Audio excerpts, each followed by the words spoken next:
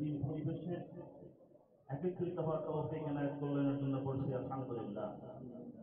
অকুলিত দরুদ ও সালাম বর্ষিত হোক মানবতার মোহাম্মদ বিশালী অভিজ্ঞ শিরোমণি সৈয়দুল মুরসালিন রাহমাতাল লিল আলামিন খাতামুন নবিয়্যিন নবী মুহাম্মদ রাসূলুল্লাহ সাল্লাল্লাহু আলাইহি ওয়াসাল্লামের উপরে যার আলী পরিবারের মধ্যে রয়েছে কালীন কল্যাণ এবং পরকালীন মুক্তির নিশ্চয়তা।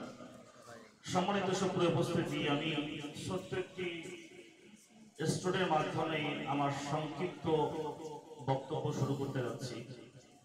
আসলে দীর্ঘ কথা বলার সুযোগ নাই, এখানে যারা বসে আছেন প্রত্যেকে আমার ওস্তাদ। আমি এখান থেকে 2015 সালে আলিম পরীক্ষা দিয়েছি, কাজেই ওস্তাদদের সামনে কথা বলার একটু দুর্ব্যাপার,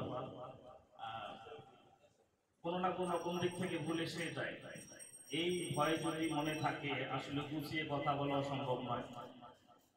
আমি যত জায়গায় আমি বক্তব্য দিয়েছি, আমার বক্তব্য ইউটিউব বা ফেসবুক বা কিংবা মাইকে যদি শুনেছেন, আমার এখানে ওস্তাদরা আছেন, বিশেষ করে আব্দুল মজিদ, সেখান থেকে ত্রুটিগুলো আমাকে ধরিয়ে দিয়েছে। সামনে এগিয়ে যাওয়ার বা গুছিয়ে নেওয়ার, ভুল শোধরানোর একটা অনুপ্রেরণা বা আমার একান্ত একজন গাইডলাইন মনে করি, যাকে জালামপুরের নাম সেদিকে যাচ্ছে না। আমি যেটা বলতেছিলাম আমার ছোট ঘটনা, সেটা হলো এই যে এক গাধা এক মনিবের বাড়িতে ছিল। তো গাধা তার মনের কথাগুলো শেয়ার করতো, পাশের এক কুত্তা থাকতো তার সাথে। তো কুকুরকে একদিন ডেকে বলতেছে যে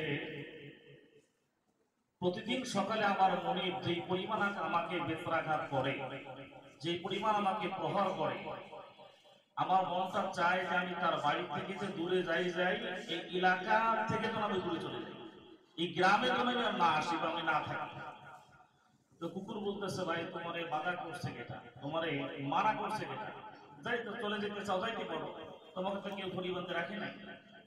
তো যাই না বটে, তবে একটা আমার স্বপ্ন আছে, সেটা হলো এই যে প্রতিদিন আমার মনিবের মেয়ে পড়াশোনা করতে যখন বসে, পড়তে যখন পারে না, তখন আমার মনিব তারে শাসন করার জন্য বলে, পড়াশোনা ঠিক মতো পড়িস না, পড়তে বসিস না বা পড়তে পারিস না, আমি ঠিক মতো পড়তে না পারলে তোর আমি এবার পরীক্ষায় ফেল করলে তোরে গাধার সাথে বিয়ে দিই। তার সাথে, গাধার সাথে। তো সে মনে মনে বলছে, আমার একটা স্বপ্ন, আমি অপেক্ষা করতেছি আমার মনিবের মেয়ে কখন ফেল করবে আর আমার সাথে বিয়ে দিবে। এতদিন তো আমি তার গাড়িতে কামলা খাটছি বা এরকম করে গাদার খাটুনি খাটছি, তার মেয়ে ফেল করলে আমার সাথে বিয়ে দেবে, আমি তার জামাই হয়ে যাবো। এই স্বপ্ন নিয়ে কষ্ট করে হলো তার বাড়িতে আসে। কথা কি বুঝতে পারছে? বিষয়টা হলো এমন যে একজন গাধাও তার অন্তরে তার হৃদয়ের স্বপ্ন লালন করে, পালন করে। আমরা তো ছাত্রছাত্রী বা আপনারা প্রত্যেকে স্টুডেন্ট, প্রত্যেকের ভিতরে একটা স্বপ্ন থাকা উচিত। এই স্বপ্নকে সামনে রেখে এগিয়ে যাওয়ার প্রেরণা, এগিয়ে যাওয়ার প্রচেষ্টা চালাতে হবে। গোপাল ভাড় যারা দেখছেন, আমি ছোটবেলা অনেক গোপাল ভাড় দেখতাম, তো সেখানে দেখতাম যে গোপাল ঘাটের কাছে এক লোক স্বপ্নের চাবিকাঠি, সফলতার চাবিকাঠি খুঁজত, যে আমাকে সফলতার চাবিকাঠি দেন। তো গোপাল ভাড় একটু বুদ্ধিমান মানুষ, সফলতার চাবিকাঠি পাওয়ার জন্য অমুক দিন আসছেন। তো লোকটা আসছে, তার এক নদীর ধারে গিয়ে নদীতে নামায়া বলছে একটা ডুব দেন। লোকটা মনে করছে ডুব দিলে উঠলে আমি সফলতার চাবি পেয়ে যাবো, এরকম কিছু।